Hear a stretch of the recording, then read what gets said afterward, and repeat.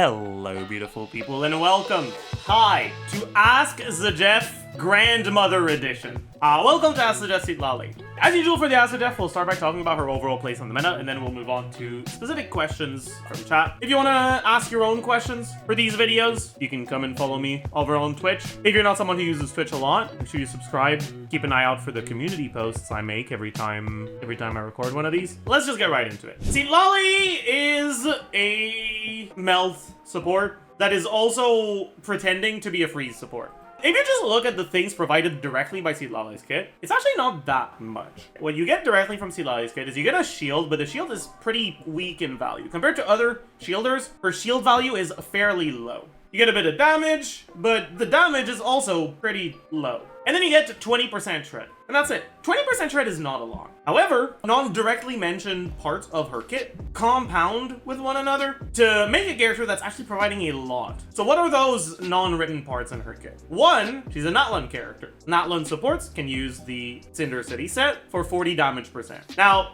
that's not actually just 40 damage percent, because if a character wasn't from Natlan, they could use a different support set that also buffs your damage. The generic support sets generally buff your stats by about 20% attack. And 20% attack and 20% damage are fairly interchangeable in a decent amount of situations. Generally, you'd rather go for damage. So if you were to evaluate what 40 damage percent is, it's probably the equivalent of like 45 or 50 attack instead, but still.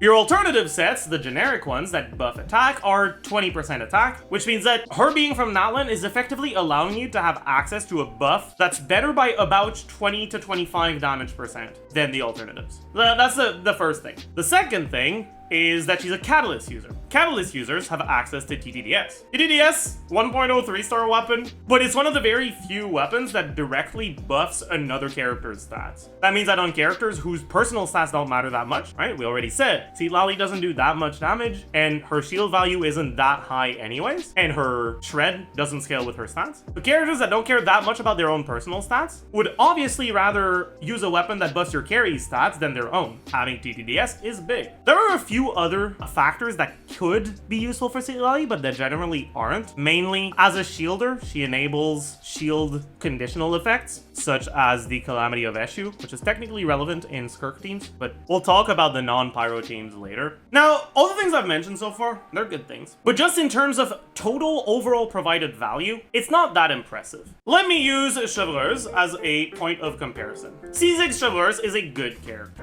What does she provide to your team? She provides attack percent, she provides damage percent, and she provides shred. How much attack percent? Up to 40% based on her HP. How much damage percent? Up to 60% with her C6. How much shred? 40%. Citlali, on the other hand, 48% attack, 40 damage percent, and 20 shred. That's Chevreuse without looking at a set, right? Chevreuse is going to be on a set. We can assume Noblesse for now, and that's 60%, which means that Chevreuse gives you more stats than Citlali and for every stat that she's giving. But there's one thing we haven't mentioned yet, and that's the application. Chevreuse is a character whose only purpose in a team is to buff. Citlali also applies her own element. Now, in freeze teams, applying a little bit more cryo generally doesn't matter. That's why I don't consider Citlali to be that great of a freeze support. Because, like I said, if all you're getting from Citlali is these things, she's just pretty much noticeably worse than a C6 Chevreuse in every single way, really.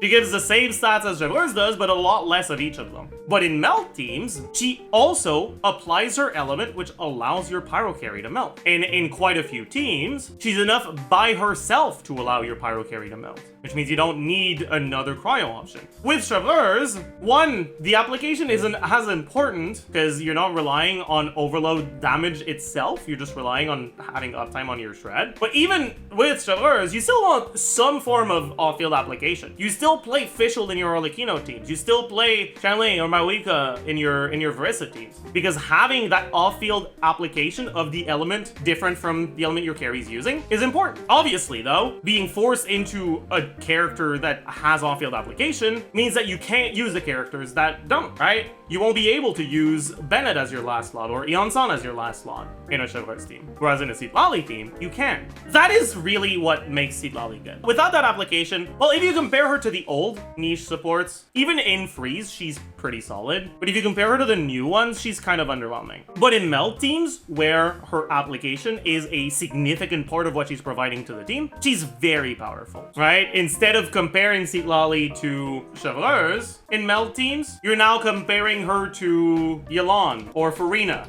But yeah, so Yelan, if you build Yelan for buffing, she's gonna have Noblesse, right? And then her own buff is like 30 to 40% average at most. And Farina, if you build her for buffing, TOM, up to 75% in the best case scenario. Generally averages a little bit below that, let's say 65, but no shred. And you can see from this that Citlali is doing a lot. Obviously, Yelan and Farina also have a little bit of personal damage, but I think people tend to overestimate that personal damage in teams where they're being used mainly for applications, because their energy requirements generally are much higher, and they also end up being played with supports that are focused on buffing your carry, not your support, which means that their overall DPS tends to be quite a bit lower than I think most people realize in those teams. In any case, though, as much as Citlali is providing a lot to these teams, that doesn't mean she's perfect. In fact, the main teams where you're using Citlali nowadays are Maoika. You also use her in Arlecchino teams. Well, you also use her in some non-pyro carry teams, so we'll talk about those later. But both Maoika and Arlecchino are characters who have rotations that are shorter than 20 seconds. Now, Citlali can do rotations shorter than 20 seconds. Her skill is 16 seconds, her burst is 50. No problem there. But TTDS cooldown is 20. Which means you'll have your TTDS buff on your first rotation, but not on your second one. You'll only have half uptime on your TTDS buff, right? Which makes it a little bit lower. If you look at the overall damage gain from this, let's try to quantify this a little bit. In the most popular default Maoika team, which is Bennett, Shilonen, Maoika, Citlali.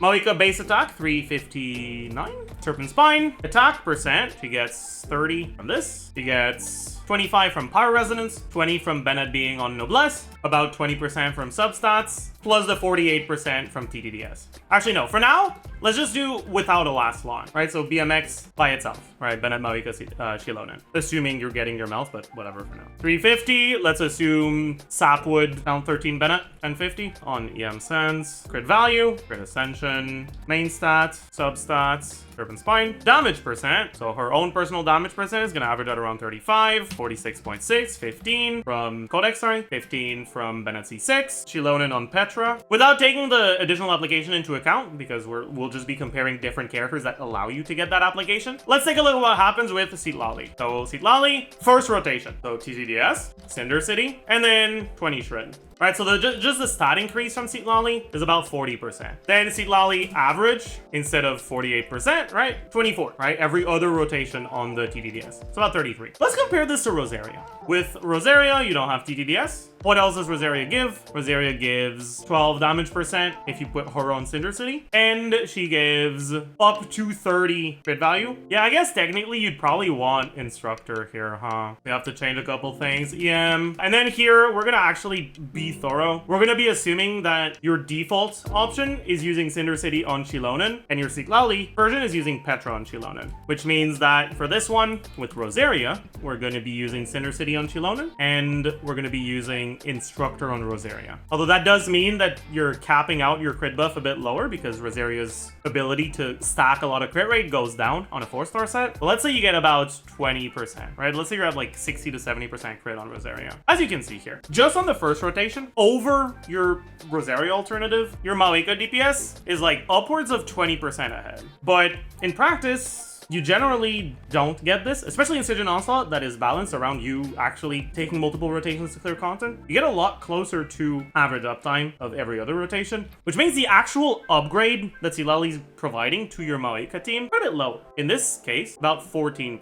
Does that mean Rosaria, that Citlali's not good? Obviously it doesn't. There are a lot of factors that get added when you use Rosaria, right? You're limited to a small circle. Well, it's not that small, but you're limited to a circle. If the boss moves, you can end up losing your application. The setups are mechanically harder to do because Rosera's application lines up in a slightly less comfortable way than Citlali's application for your setups. This is assuming that you're using your optimal set, which in these teams is Instructor. But getting enough ER and crit rate to proc Fav and crit rate to get a good Rosaria buff on an Instructor set can be difficult. The point I'm trying to make here is that as much as Citlali is good, and she is good, she isn't necessary for the melt teams. She is the sort of character that provides a lot of its value through quality of life. But if you're willing to reset, if you're willing to put in the work to learn the rotations on the non-Citlali teams, she's less of an upgrade. She still is an upgrade. I think it's pretty reasonable to say that there isn't a Pyro Carry melt team that prefers other cryo applicators over Citlali. But I think people do often tend to overestimate the DPS gain from Citlali. One thing though here is that we were assuming you're using Shilonen or maybe another Natlan character in your Maoika team. If you don't have another Natlan character, you don't have Shilonen, you don't have Yeon-san, how are you generating fighting spirit? You're cooked. You're cooked as hell.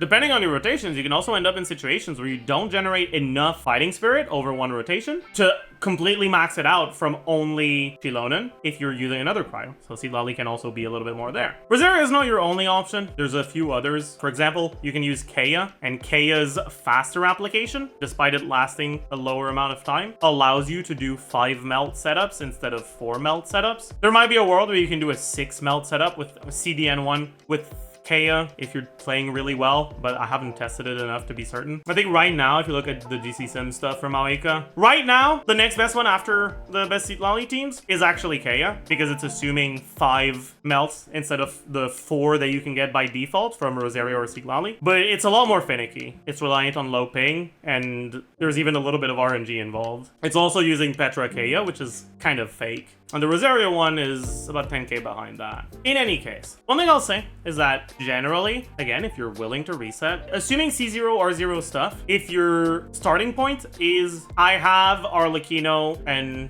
most of the good supports, I want to have a good melt team, I'm not sure if I should get Maoika or Citlali. I'd say that whether you go for Maoika with a non-Citlali cryo support or Citlali as a cryo support for Arlecchino, you'll end up with a team that performs fairly similarly overall. The Maoika team without Citlali will be a little bit more DPS, but the Arlecchino team with Citlali will be a lot easier to play. Citlali is not necessary for melt teams to be good because they made the melt carries strong enough that even in their non-optimal teams, they're still competitive with other meta teams. But she does tend to make things more comfortable. Quite a bit more comfortable at that. Outside of melt teams, Citlali also sees plays in other teams, mainly nowadays in Skirk teams. Like, technically, she is a freeze support for Hydro characters, but like I said, the amount of stats she provides just isn't that much. And so, unless you have an external factor that limits your teammate options, she's generally not the character you will default to. That external factor being Escoffier. If you're playing a Hydro carry with Escoffier, Escoffier forces you to only play Cryo and Hydro characters, and that limits your support options, which means that there's less competition, and so Citlali generally tends to be the best last slot, although she's often not even better than just using quick swap Skirk. Mainly though nowadays, outside of those Hydro carries, right, like that's mostly Nevilette teams, because other Hydro carries generally aren't that good in freeze teams. Right, you can play Mualani freeze, but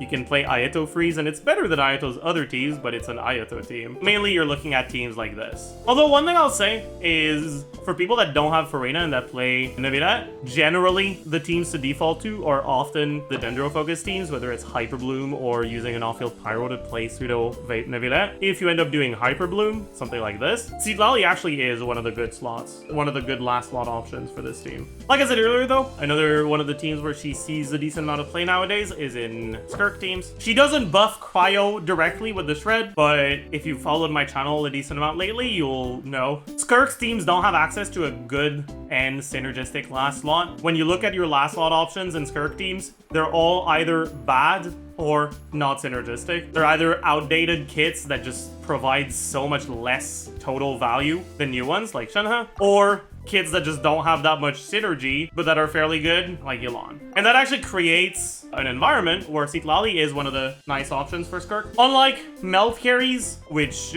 are not sword users, Skirk is a sword user, which means that she has access to Calamity of Eshu. She's a normal attack sword user, meaning that she takes advantage of the Calamity of Eshu buff, which means that a character being a shielder is actually very significant. And then Citlali's ability to generally give Cinder City and potentially TTDS, although generally she doesn't give TTDS because the rotations here are kind of sus if you want to give TTDS to Skirt. But still, just the shield plus a little bit more cryo up for slightly better cryo resonance uptime, plus the particles for Escoffier, plus the Cinder City is actually enough to make Citlali a competitive options with the other last slot options. She's not the best. She's actually, I would argue, a little bit behind the best two, which I consider to be Shenhe and Mualani, but not that far behind. And like, she's definitely one of the meta options. If you're ever in a situation where you want to play a Skirk team against an enemy that requires you to have a character that stays in Nightsoul mode, like for example, the first Secret Source Automaton, the one that spawns the pillars, where you can make it spawn the pillars faster if you enter Nightsoul mode and stay in Nightsoul mode, then your best last lock for the Skirk team is going to be Citlali. By far, too. Alright, so like she's not necessarily the best, but she's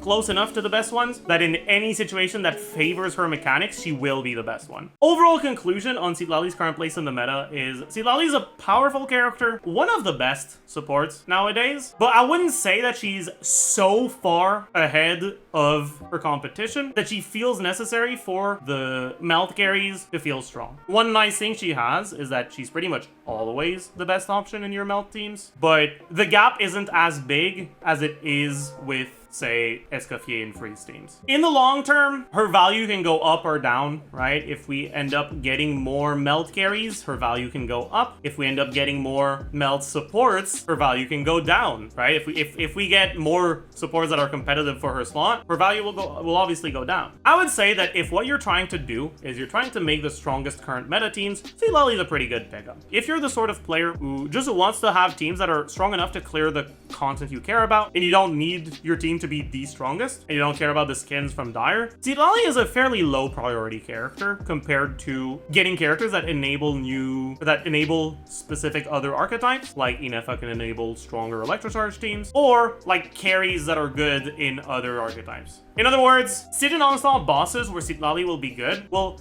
generally be clearable with a Citlali alternative. And so you might find yourself in a situation where pulling for Flynn's, who's rumored to be an Electrocharge or a Lunar Charge support, so that you can have a Lunar Charge carry against new Lunar Charge boss, will help you more for Stygian Onslaught than pulling for Citlali, since your Maoika team cannot clear with Rosaria anyways. In any case, that'll do it for her overall power level and place in the meta, so let's move on to questions from chat. How good is Citlali's weapon due to some rotations being shorter than 20 seconds, or dual carry teams that don't get both carries buffed by TTDS? Okay, so Citlali's weapon increases her own EM by 100, also has EM substat, and makes it so that for 15 seconds after you create a shield, the on-fielder gets 28% increased damage. 28% damage is generally a little bit worse than 48% attack. Going back to this calc that we had earlier, if instead of 48% attack, we had 28 damage, you can see it's a little bit worse. But if you average it out over a long number of rotations, where you end up getting 24% average attack and not 48, it's better. That being said, it's not better by a lot. It's a very, very small margin, which is the main reason why her signature is such a low value weapon. Having a bit more EM is nice, but it's not actually that big of a deal. Her damage is pretty low even with this, and her shield isn't really so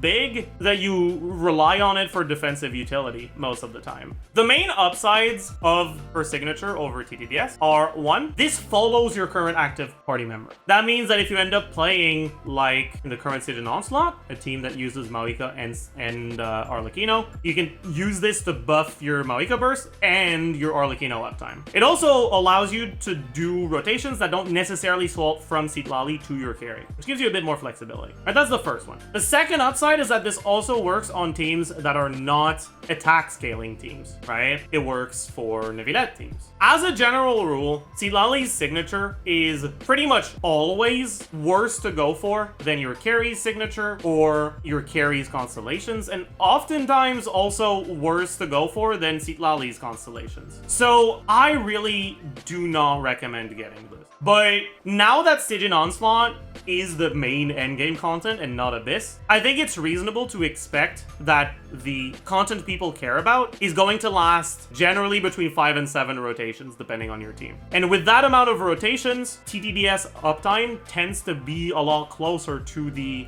50-50 uptime than to the 100% uptime. In Abyss, generally, Abyss breakpoints in Mawika team were low enough that you would generally either kill in 1 rotation or you would kill in 2 rotations, but you would overkill on the second rotation. So the second rotation having lower damage from not having TTDS didn't actually matter, which meant that in those teams in Abyss, it wasn't just that Starcrawler's launch wasn't a big upgrade, it actually was not an upgrade at all. TTDS was outright better. In Stygian Onslaught, I don't think that's necessarily the case anymore because the more rotations you have, obviously, the closer you get to the 50% uptime. That makes it so that I'd say nowadays, Starcrawler's launch pretty much always is better than TTDS. It's just that it's a small enough gap that it's not worth going for compared to other options. But if you have it, you should use it over TTDS. Is she good for Mualani if you have enough Pyro Application or you run Burning? Technically, she can be. And Mualani does struggle with not having that many synergistic supports, but she's just one of many options. And I'd say generally, she's not one of the best ones. One nice thing though is that Mualani teams don't have access to too many good defensive utility options. So having a character that provides a shield, even if it's not that big, is kind of nice. Do you mind explaining her early constellations to me? Citlali's Constellation 1 is kind of weird. It functions fairly similarly to a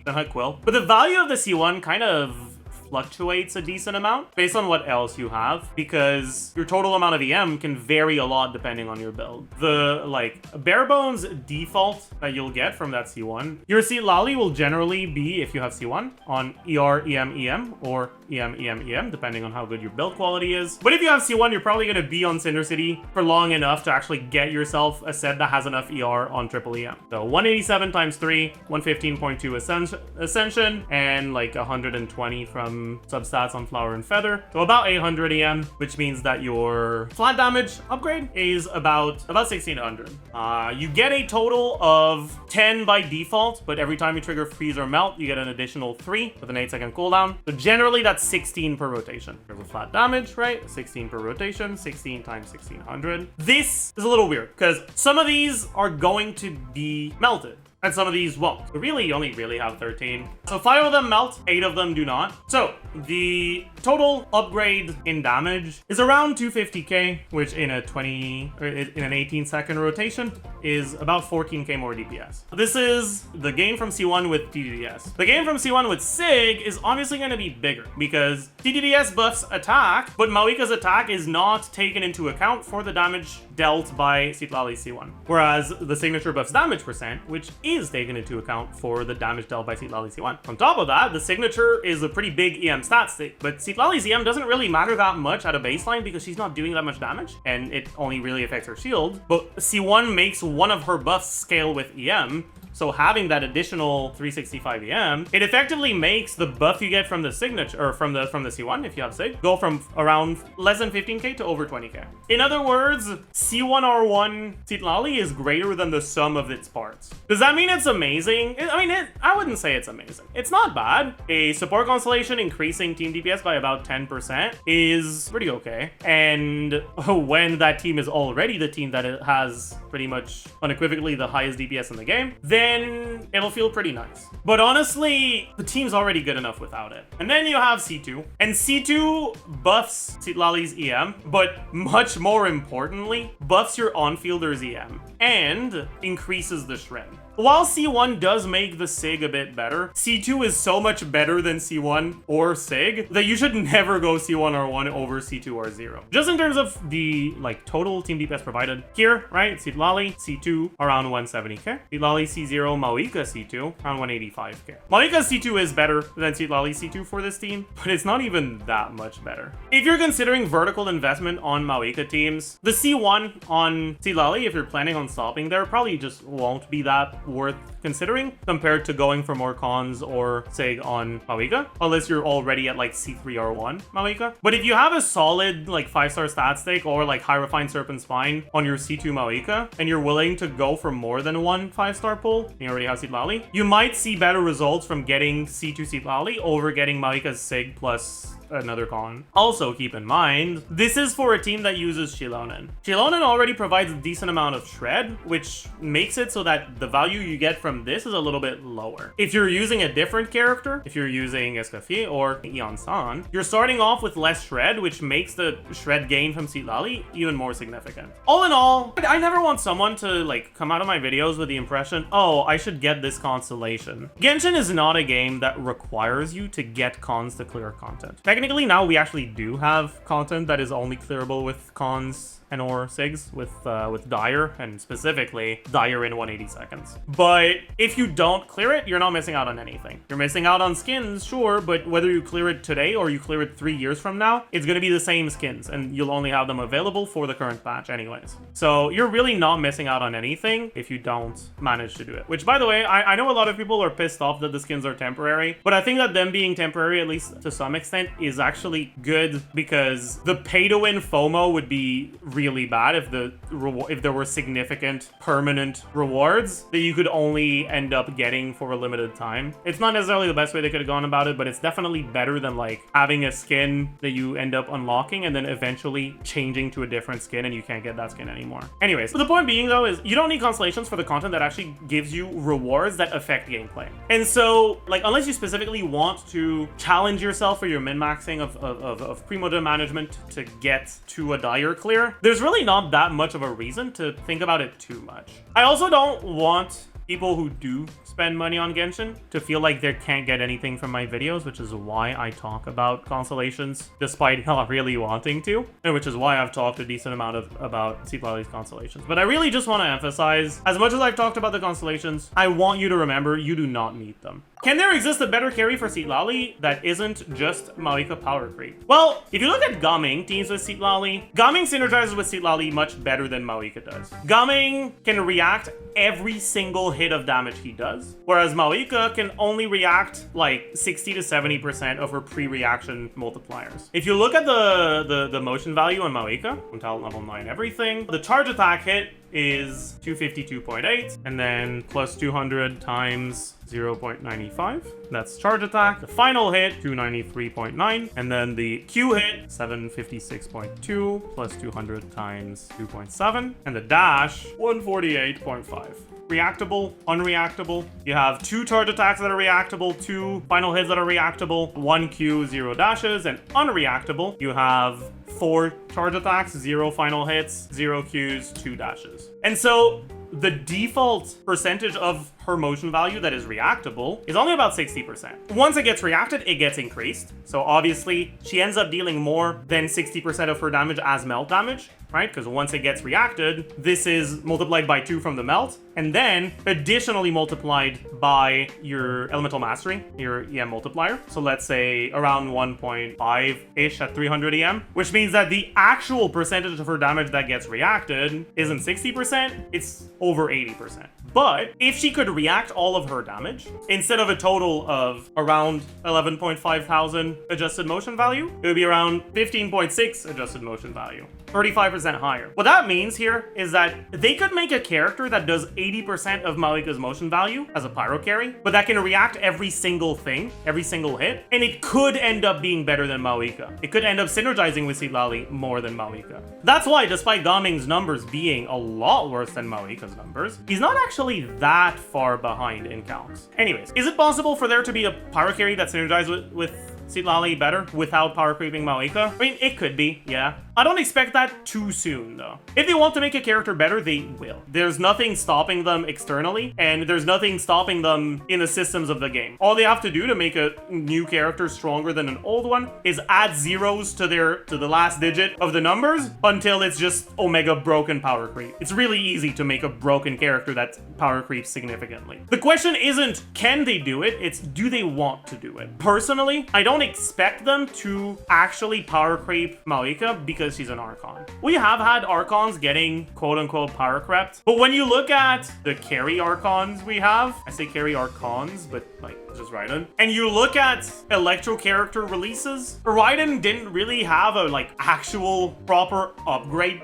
direct upgrade to her until Climb, right? Which was mid to late 4.x when Raiden was released in 2.1. It took all of Inazuma, all of Sumeru, and most of Fontaine for them to directly power creep the Archon. And even then, Raiden still sees play in Hyper Bloom teams because of her skill. I honestly kind of expect something similar with Mawika, where I don't think we'll get direct power creep to her as a carry until late Naznaya, or at the earliest, very late Nodcry. And once we do, Mawika will probably still see some play as like the last slot in maybe a Shuttler's team for Electro carry, or as your Pyro enabler for a Melt carry, or for a Vape carry. I have Skirk Premium versus Charling Overload. Did I get Citlali for Arlecchino as a third team, or wait for Nodcry and play with Hyperloom / Arlecchino random teams until then? I mean, it's up to you. If you got Citlali for Arlecchino right now, you would have 3 strong meta teams. But with what you have right now for next stage and Onslaught, Skirk Premium on Turtle, Verissa on Papilla, you're left with Cactus. Arlecchino ain't doing shit there. You'd rather use an Nodcry character. You'd rather get Inefa for that. Also have Kanich, then you'd use Kanich on Papilla then. And Citlali would be benched entirely. Getting Citlali could be useful, but in the short term, next stage and Onslaught, Citlali won't help you. And in the medium term, if Hoyo keeps up the power creep trend, you'll probably have better options as well. So if the main deciding factor for you is meta relevance, then Citlali is probably not worth getting for you. But also, your Twitch username is Arlecchino's Pole, so maybe you don't care that much and you just want to get the strongest Arlecchino team. If you're someone who really likes Arlecchino and wants to get Arlecchino's strongest team, including Constellations, Arlecchino's teams outside of Melt do not scale well with Constellations right now. The best Overload Arlecchino team uses only 4 stars. The best Vape Arlecchino teams technically can have Constellations on like Shilonen, but they're a lot worse than Constellations on Citlali. Can you explain Arlecchino Citlali combos, and is it ping dependent at all? So yes, every single Citlali combo is ping dependent. That being said, I think people often overestimate the impact of ping in combos. The reason why the combos are ping reliant is because your application timing on Citlali happens after using her abilities. After using Citlali's abilities, you swap to your carry, but swapping to a different character is one of the actions that gets delayed by ping. That means that if your ping is higher, you'll end up having a forced additional delay before you can swap to your character. If your ping is high enough, it can actually make it impossible for certain setups. The most obvious impact of that is that on exactly 0 ping, and I think it's also possible if you're below 16 ping, and frame perfectly possible between 16 and 33, but at like really, really low ping, you can go from Citlali to Mawika and have Mawika's burst hit the enemy right before Citlali's second cryo application. In practice, this pretty much never happens. I'm not going to be able to replicate it, but I just want to show you guys what I mean.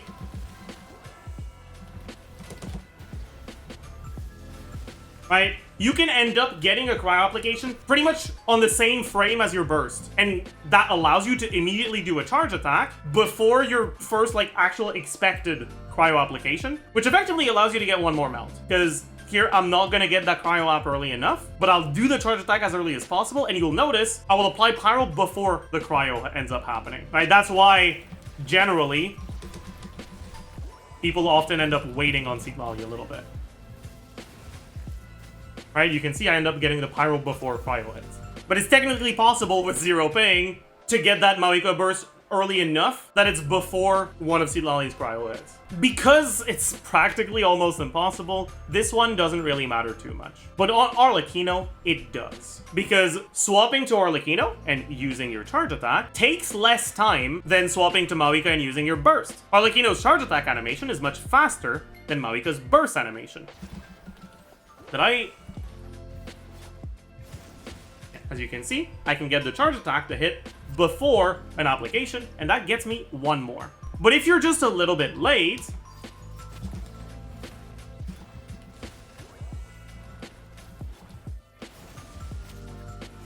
here I was a little bit late on the charge attack, which meant that my charge attack hit after that first application, and then I didn't have the cryo for the normal attack. Let's open paint. Let's build a timeline of events. Use Citlali's burst. The burst itself applies a cryo aura. Then after a little bit, you get the first skill hit, then the burst explosion, then the second skill hit. Well, it's the third skill hit, but this is the second application from skill. What you do with Arlecchino is you want to swap and use your charge attack here, then your normal attack, but then you need to get the next normal attack before this one. You need to get it like here.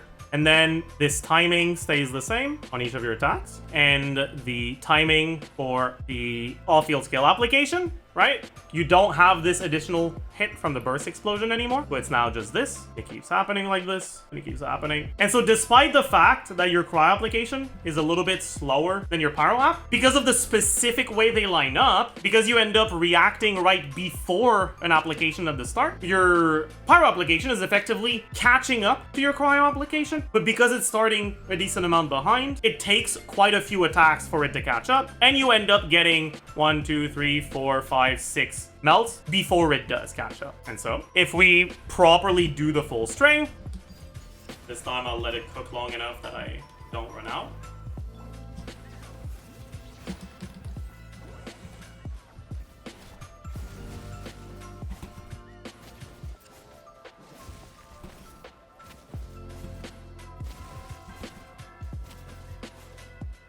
Right, and as you can see, I end up getting my 6 melted normal attacks, and if I tried to go for a 7th one, that 7th one ends up happening before the next cryo hit. So this is pretty much exactly what's happening with our application. But if your start is a little delayed, like this, 2 pyro applications in a row, doomed completely. Even if it's only delayed a little bit, because it delays your whole thing, it's enough to end up with 2 applications here. So you'll still get your first 2 normal attack melts, but the third one happens too early. This is why, by the way, I said that generally, you'll be fine getting your first 2 melts. The first one that is often gonna not melt is the third one. Now, because of this application timing, it means that if you have a little bit of ping, you can end up in a situation where no matter what you do, it will get delayed. And in that case, what you want to do is give up on the charge attack. If you dash cancel your charge attack, not only do you get 1 less application, which makes things easier to time, but it's also a little bit faster to do charge attack into cancel than it is to let the full charge attack go through, which means that even if you get delayed on this whole thing by ping a little bit, right? It gets a little bit delayed by ping. Oh no, we're cooked, 2 pyro applications in a row. It gets brought back from the slightly faster animation of canceling the charge attack.